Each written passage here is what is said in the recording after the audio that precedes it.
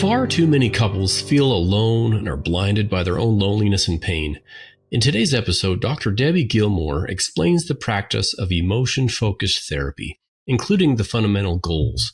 She also provides some of the foundational points of her program, Building a Lasting Connection, and gives some practical tips to help couples who are longing for more belonging and craving for more connection in their relationship.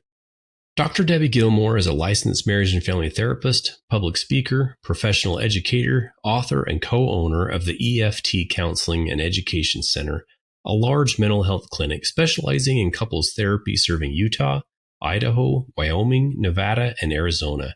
She is co-founder and developer of the Building a Lasting Connection and Lasting Connection System MATS. The Building a Lasting Connection relationship program is based on her doctoral dissertation focused on premarital education. We hope you enjoy the show.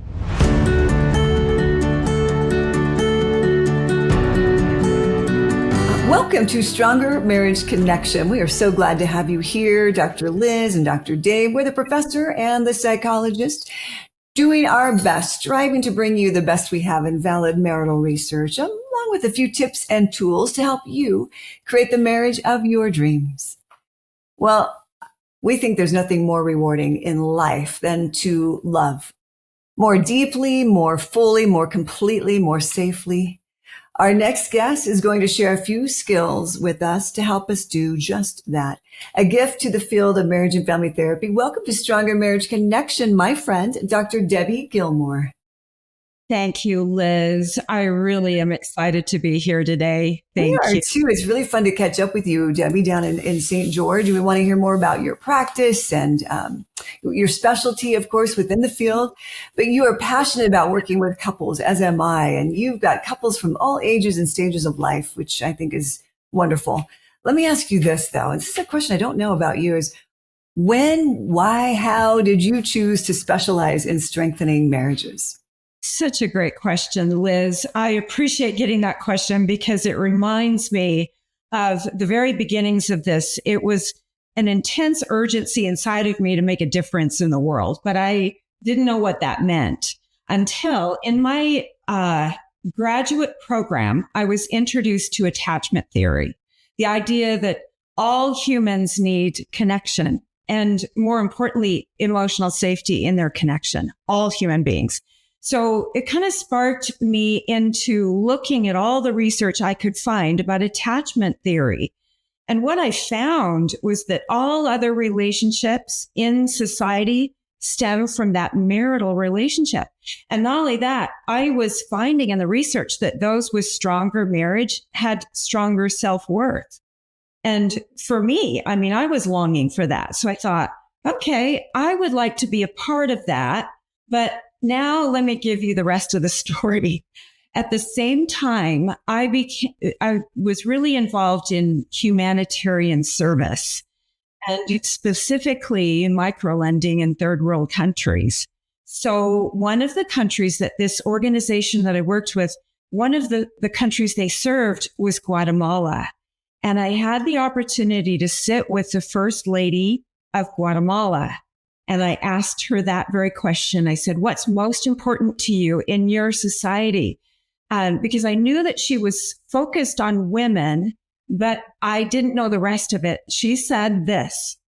She said, when the mother and father of the home are stable, society benefits and the community is stronger. I had tingles all over.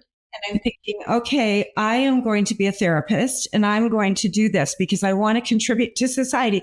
But the rest of what she told me was fascinating.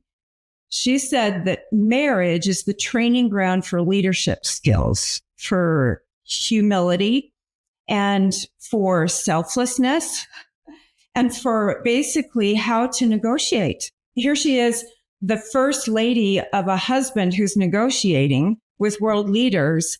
And she's observing the people in her country, and those were the ones that were able to thrive. So it's a long answer to a short question. I just thought, I want to be a part of it. I admired her. She's a beautiful woman, Wendy DeBerger. And I just thought, you are a classy woman. I want to do what you do in the trenches. Yes, and you are. And that's exactly what you're doing. You're following her lead. You said something earlier that, did I get this right? That solid marriages create maybe healthier self-esteem. Is that what it was? Tell me about that again. Absolutely. And then Yes. does it go the other way too? Do you think, Debbie, that some individuals with healthy self-esteem also then Create create stable marriages. healthy, Yeah. stable marriages? Goes both ways. Makes sense. Yeah. Yeah. And that's not a simple, I mean, it sounds simple, but when couples come together, they don't really know how to do marriage. They don't have the tools. What we're talking about is the ideal. She said, yes, stable marriages create a stable society. So if self-worth is a big part of this, and if you can come into therapy with a great couples therapist and do what I do, emotionally focused therapy, focuses on not only empowering the marriage, but helping gain insight into your own pain, into your own stuckness. And so, that's the exciting thing, Liz, about what you and I do, is that we're able to empower the individual, not just the couple. I hope that makes sense, what I just told you. Beautiful. Mm-hmm. Beautiful. Wow.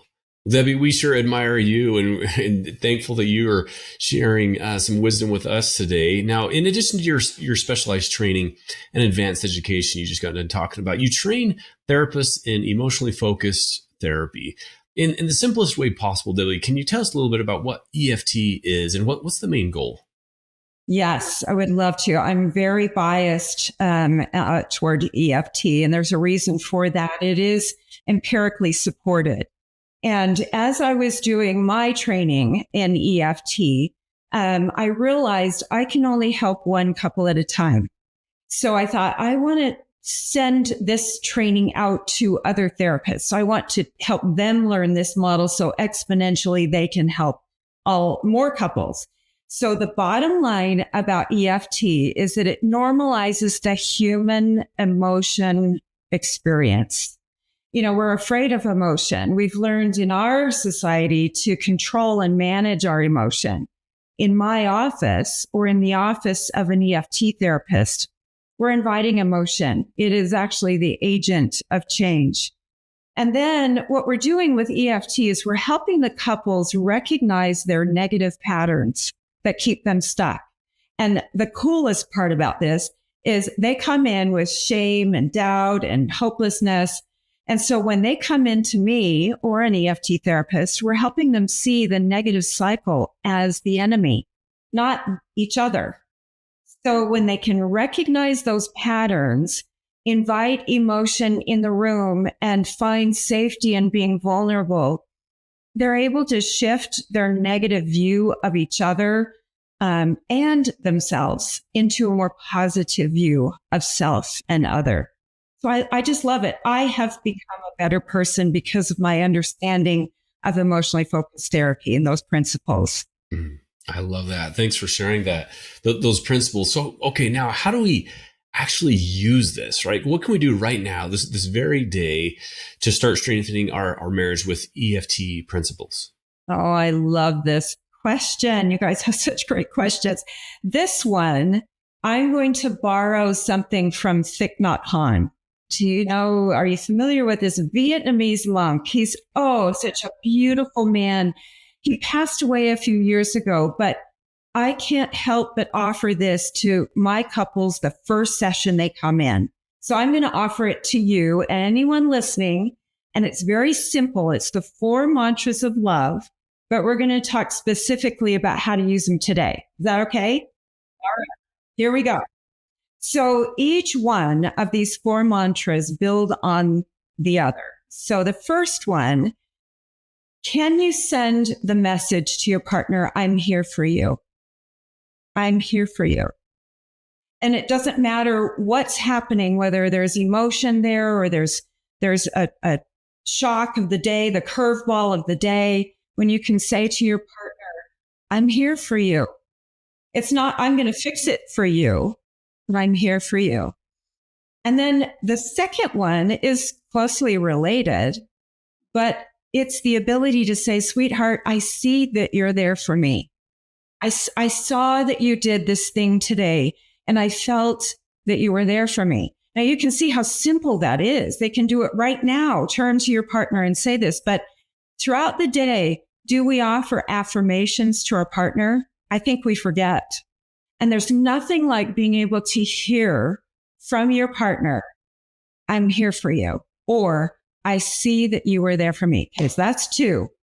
The third one kind of integrates compassion and empathy. So it is, I see that you are in pain. I see that you're suffering. And that's why I'm here for you. You can see that that's an even deeper sense of connection. And it doesn't matter how irritated you are with each other. It will erase that tension if you can say, I can see you're having a hard day. And that's why I'm sitting with you right now. Now, the fourth one is the hardest. And this is where we have to really think about this.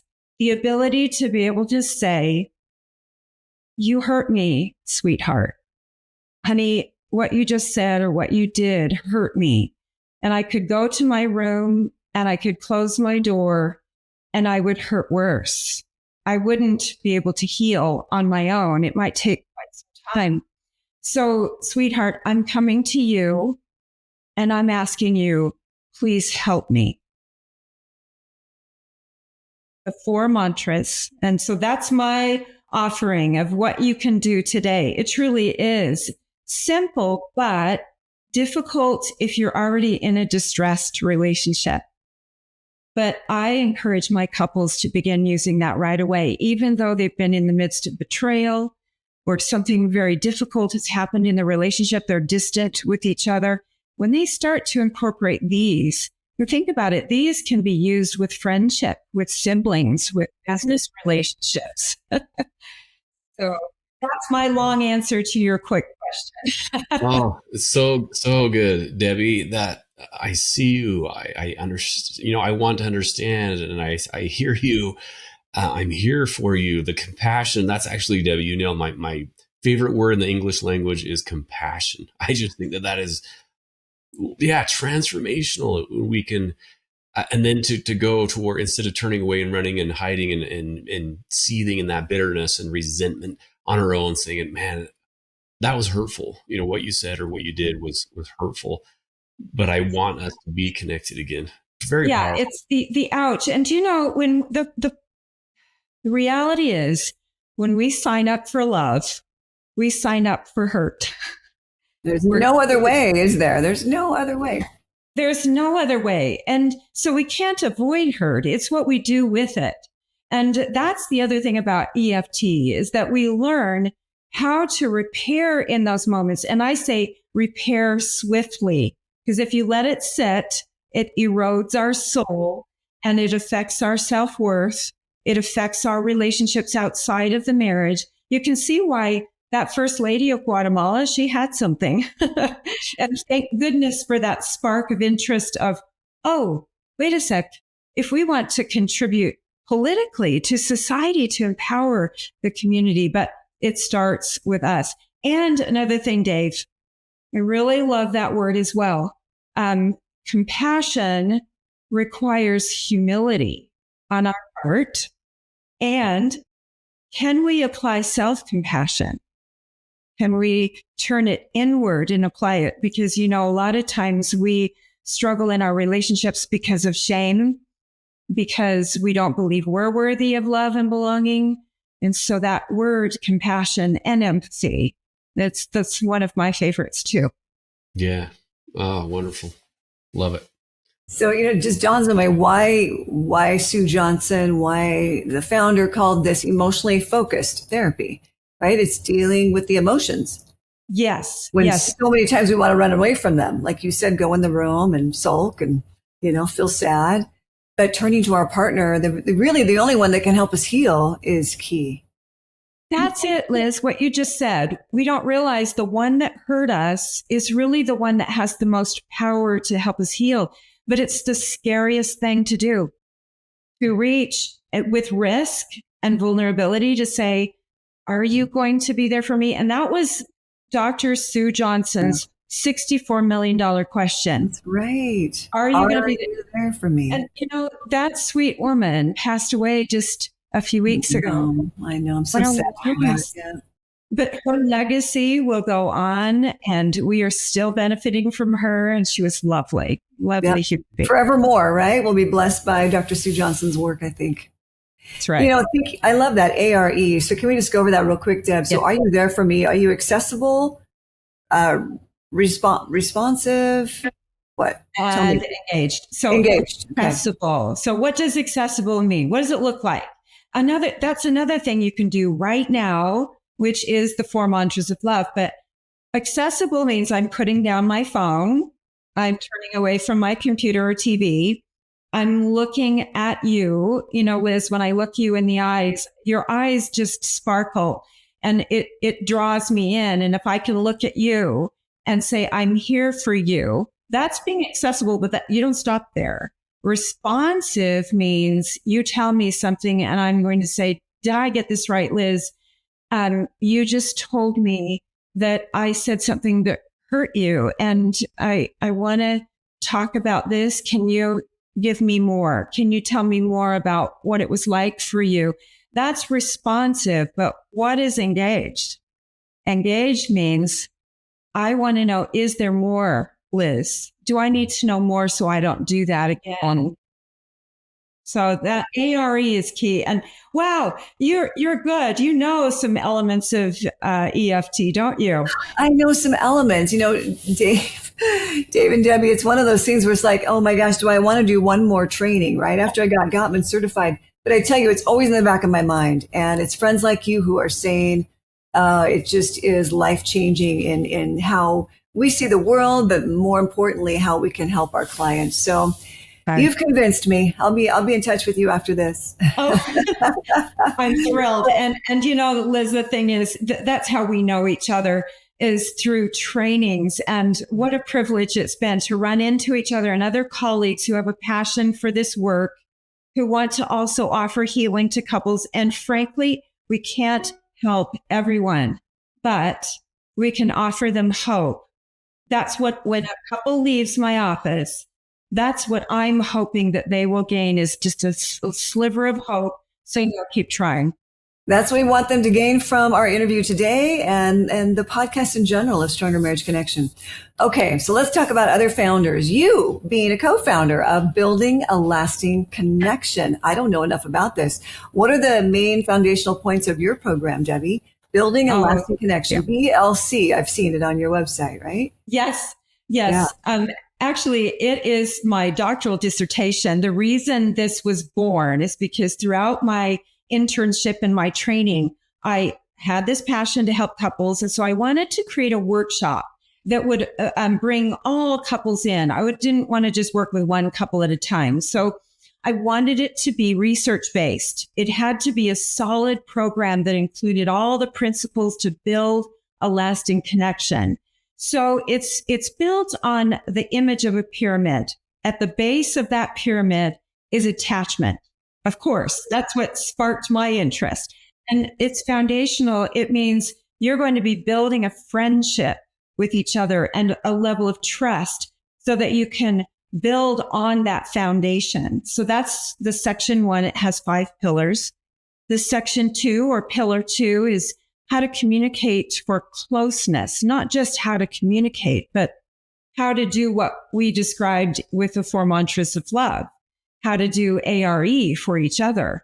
And the secret sauce is our 8-foot by 4-foot mat that guides the communication process. So on one side of that mat, they actually stand on the mat. It guides the speaker to know how to slice it thinner and to talk about every aspect of that topic.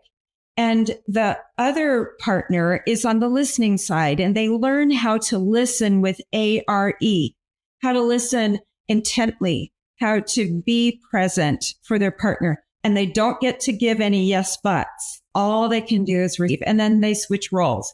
So the third pillar is how to talk about hard things, because it's not just about communication. Many couples will come to us and say, oh, we don't talk about that. That's not safe. And so they learn how to hold hands through a conversation that's difficult and stay connected. And then this section 4 is typically the favorite. We talk about intimacy, physical intimacy, the sexual relationship, and debunk all the myths that surround sexuality. And then the last one is what I found isn't really included in many, if not most of the education programs for relationships. And that is couple identity. Who are you as a couple? Do you have roles and rituals? And I know that this is something that Liz, you know deeply because of Gottman. And he has incorporated rituals and traditions in his program. And so we really appreciate that. And we use that so that that's the icing on the cake of the relationship. And so couples go through this experientially. They're walking on this mat. They're doing it so that it imprints. And the research that's been done on our program shows this works, and longitudinally it holds. So we're very excited about that. As you should be. This mat, Dave, looks like Twister for marriage therapy. Oh, it's a fun, it just looks like a fun game, tool, technique. I love it. I want to see one in person. I also, do we just love quickly the story that you tell of a couple who came in wanting to find out if their marriage had anything worth left fighting for. They were blinded by their own loneliness and pain. And of course, how many sessions were they willing to give you? Just one. How many times have I heard that, right? Yeah. So tell us, what did you do? Well, this particular couple said, we're giving you one. You have this chance in 15 minutes. So what I did is what I do with all couples. When they sit with me for the very first time, I turned to the husband and I said, can you tell me about the moment you first saw her? Can you tell me about that moment you saw her across the room? Describe what you felt and what did you do about it? And that sparks this memory, this excitement of, oh yeah, I didn't feel worthy of her. She was gorgeous. And so they are able to somehow, the brain can skip over all the present distress and remember, call upon that neural pathway that says, yeah, there was passion. And so then I have them describe to me while their partner's listening. And let's talk about this specific couple. He talked about how he approached her, got all the courage he could, and walked over across the room and said to her, hey, do you want to dance? This was like 40 years ago for this couple. And he said, she looked at me and she said, sure. And so off they went on the dance floor. And he said he was mesmerized by that. And so as she is hearing him talk about this moment that he doesn't talk about, she was looking at him with tears in her eyes. And it sparked memories in her. So frankly, here's what I did next. Now I put him on hold. Husband, hang on. Wife, I want you to go back to the moment you recognized him when he walked across the room. And she said, no, I saw him long before that. I saw him across the room. And I didn't think he would approach me, but here he was. And my heart sung. And so then she described how she fell in love long before he did, but she couldn't tell him. He's hearing this for the first time. So this couple came back and came back and came back, and they did sign up for couples therapy and found each other again. Why? Because the pain does blind them. But my questioning, my reminders of what they used to have gave them that hope that they needed. And then we were able to work through the hurts and the injuries that just about it. Those cues from the very first time, they are so important. Thank you for reminding us about that. Yeah, what a great lesson.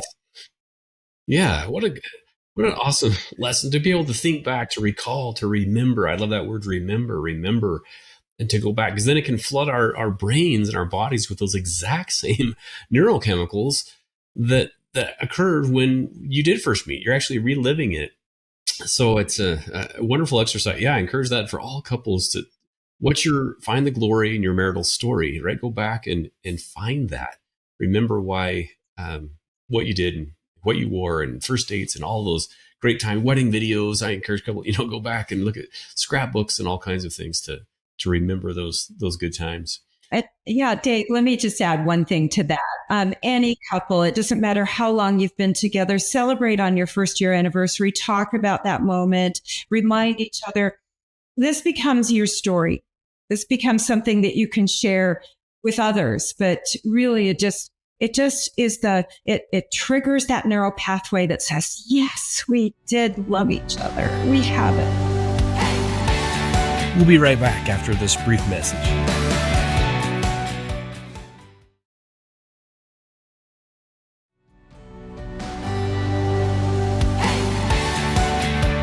And we're back. Well, let's dive right in. I love that. Great reminder. I love that, Debbie. Anniversaries as well, to remember, to reflect, to rehearse. That's what our brains, the principle is, we remember what we rehearse. And if you're rehearsing the 20% that you don't like about your partner, you forget about the 80% that you genuinely really enjoy about them. So great principle.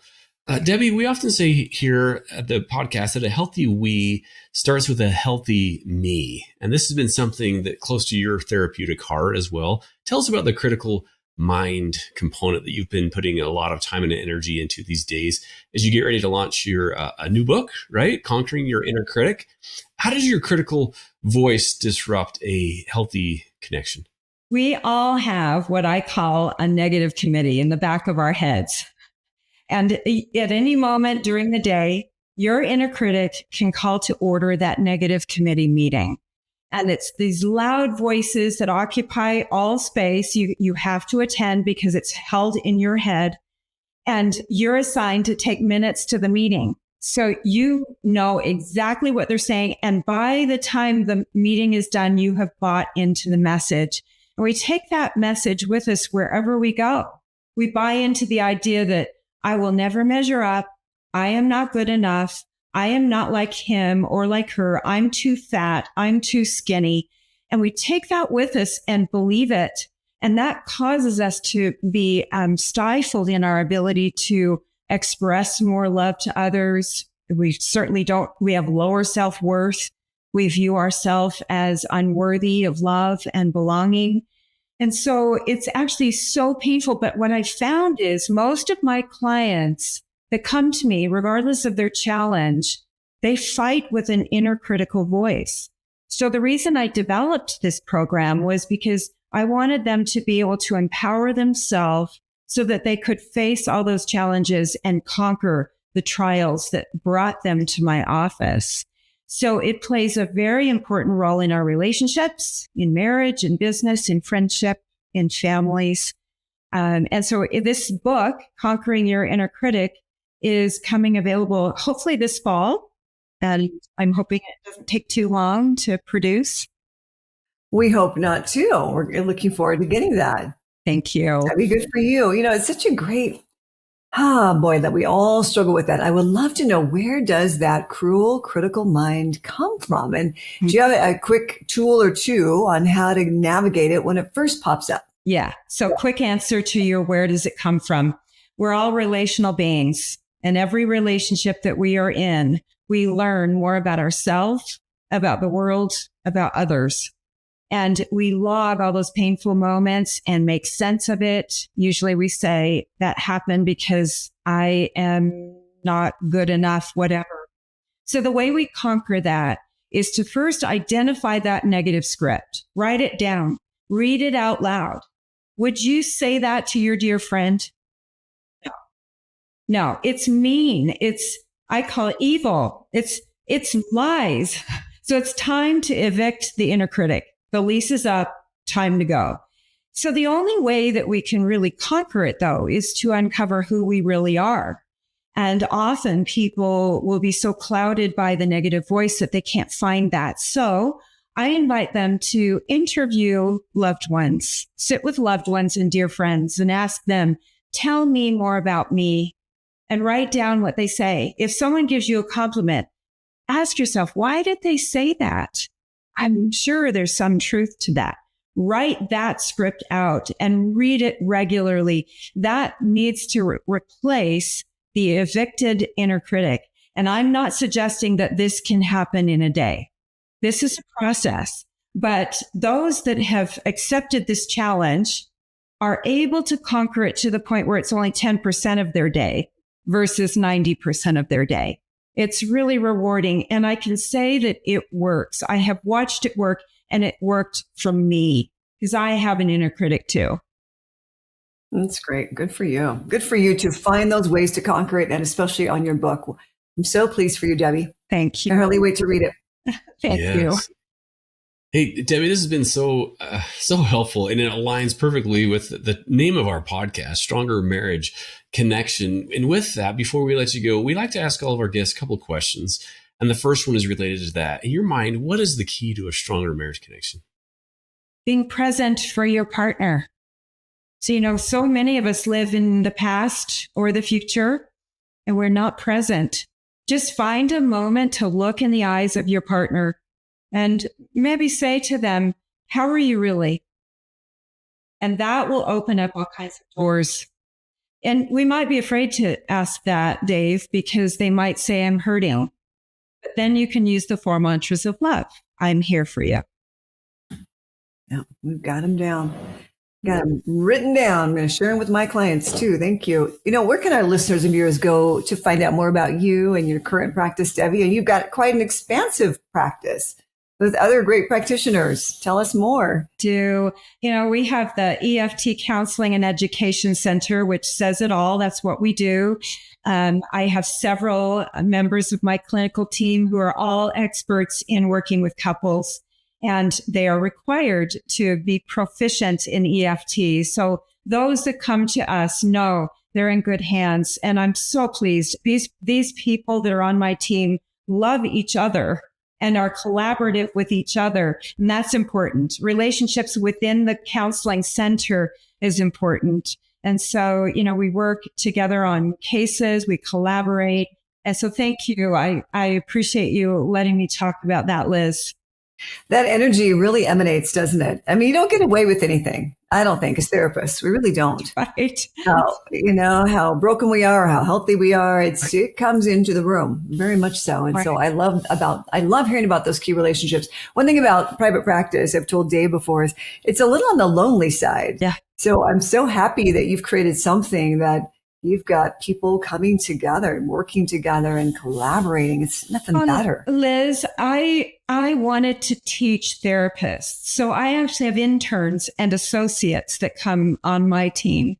And so that's another reason why it's so fulfilling, is because I'm imparting whatever seasoned wisdom I can to them and helping them blossom into who they really want to be. So that's another part of this closeness, that we work closely together and helping them gain the confidence to be able to help others. We'll love it. And we'll put the links and the name of your book, Conquering Your Inner Critic, right? We're going to put that in our show notes as well, Debi, so people will know where to find out more about you, your book, and your services.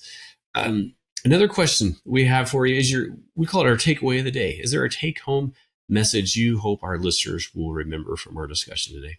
Yeah, as I think about that question, I'm going to apply it to myself. But the takeaway is I need to be better. I need to listen more intently.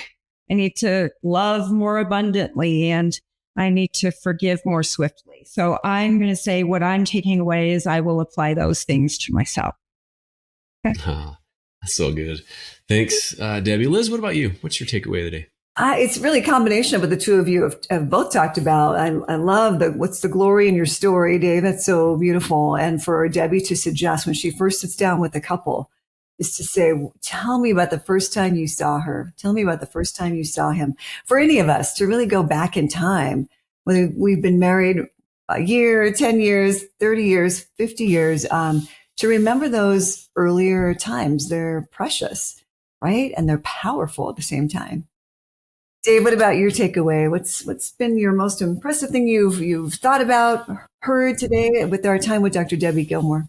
Wow, so much, Debbie. This has been super helpful. Seriously, I've really enjoyed our discussion today. I love acronyms. And it's the R, the ARE. Is it? Make sure I got it right. The accessible, responsive, and engaged. Exactly. Yes. Yes. Is that Got right? it. Okay, I've got to jot that down before I forget it. But I love that, something that's memorable, and be like, okay, am I accessible? Yeah, I'm here for you, and am I responsive and engaged? All in. I like to say, Debbie, that one of the great gifts that you can give another person, not necessarily your time, is your attention. It's your all in attention. And that is for me engaged. And I'm all in here for you. And I'll put away electronics, everything else, and just focus on you. Our attention is I call it the golden gift that we can give others. So, Debbie, this has been so helpful. So thank you once again for making time to join us here on the podcast. Well, thank you for having me. This has been a privilege and a joy to hear from you and the wisdom that both of you carry to this podcast. So thank you for allowing me to be a part of it. You've been great. All right, friends, that does it for another episode of Stronger Marriage Connection podcast. We'll see you next time. And remember, it's small things often that create a stronger marriage connection. Take good care now. Thanks for joining us today. Hey, do us a favor and take a second to subscribe to our podcast and the Utah Marriage Commission YouTube channel at Utah Marriage Commission, where you can watch this and every episode of the show. Be sure to smash the like button, leave a comment, and share this episode with a friend. You can also follow and interact with us on Instagram at Stronger Marriage Life and Facebook at Stronger Marriage. So be sure to share with us which topics you loved or which guests we should have on the show next. If you want even more resources to improve your marriage or relationship connection, visit strongermarriage.org, where you'll find free workshops, e-courses, in-depth webinars, relationship surveys, and more. Each episode of Stronger Marriage Connection is hosted and sponsored by the Utah Marriage Commission at Utah State University. And finally, a big thanks to our producer, Rex Polanis, and the team at Utah State University, and you, our audience. You make this show possible. The opinions, findings, conclusions, and recommendations expressed in this podcast do not necessarily reflect the views of the Utah Marriage Commission.